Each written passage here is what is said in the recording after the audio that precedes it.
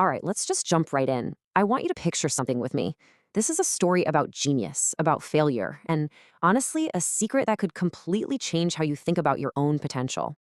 So imagine this. We're in a dark, candlelit workshop. There's a guy with this wild, messy hair, and he's hunched over a desk. In his workshop, it's just this beautiful, incredible chaos of art and science. To his left, you've got these stunningly detailed anatomical sketches of the human heart.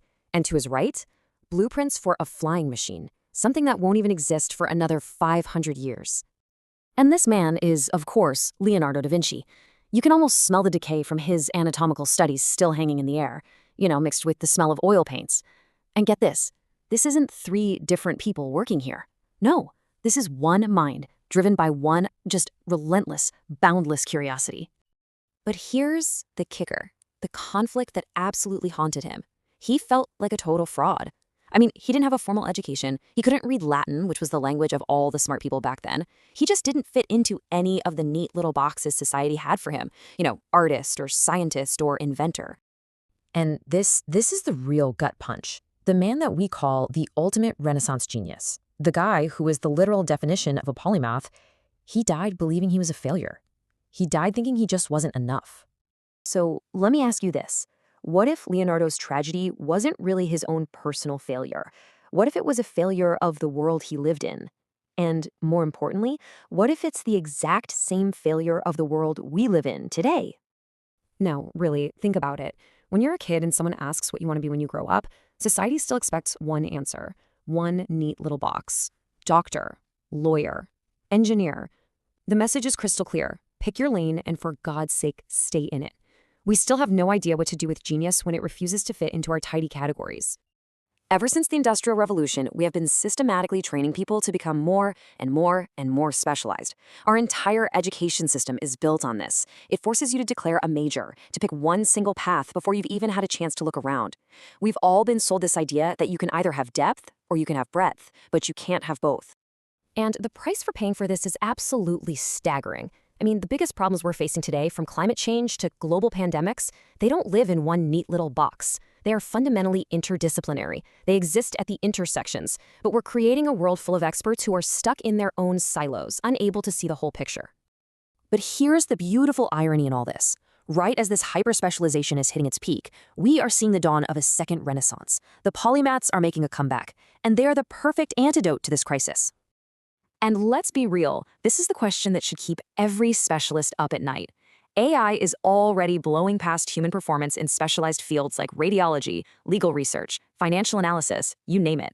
But you know what AI is really bad at? Connecting the dots between different fields, making those creative leaps, synthesizing knowledge from totally unrelated domains. That, my friends, is polymath territory.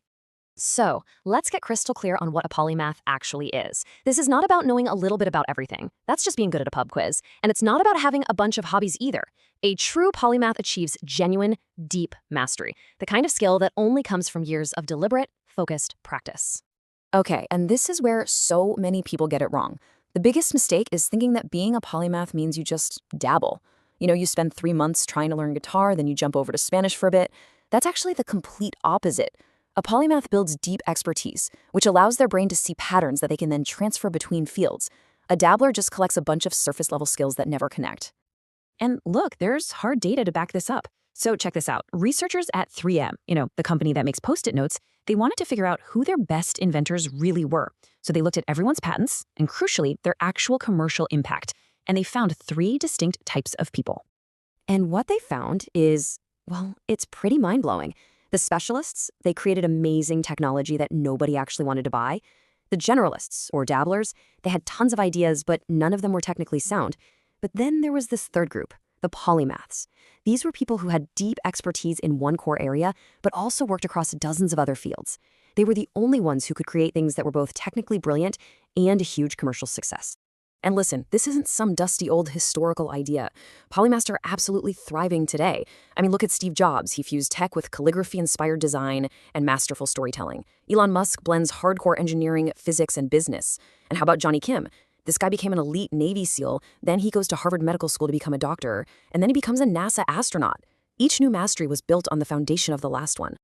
Okay, so this all sounds amazing, right? But how? How do you actually do it? How do you build that kind of multidimensional expertise in a world that wants you to pick one thing? Well, it turns out there's a clear, if maybe a little counterintuitive path. It really boils down to these 3 steps. And I want you to notice something right away. The first step is not learn a little bit about everything. Nope, it's the complete opposite. So here's the most crucial part. You have to build a strong foundation first. When you achieve real expertise in one area, you're not just learning facts, you're fundamentally rewiring your brain.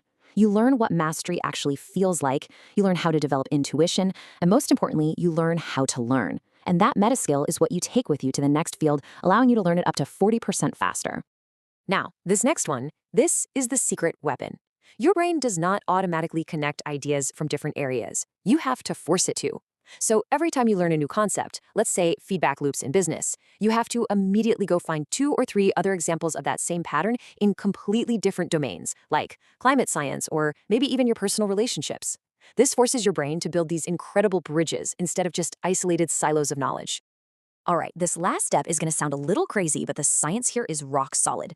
Researchers found that students who were forced to struggle with hard problems before they were ever taught the solution performed way better than students who just studied first. Now, why is that?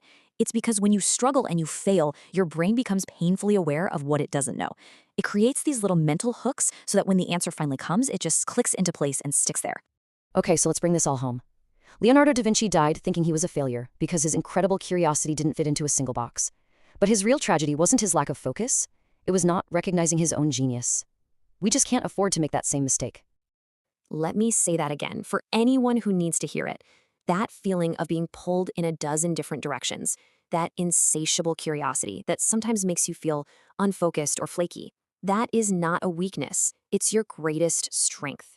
It is your superpower in a world that is starving for connection.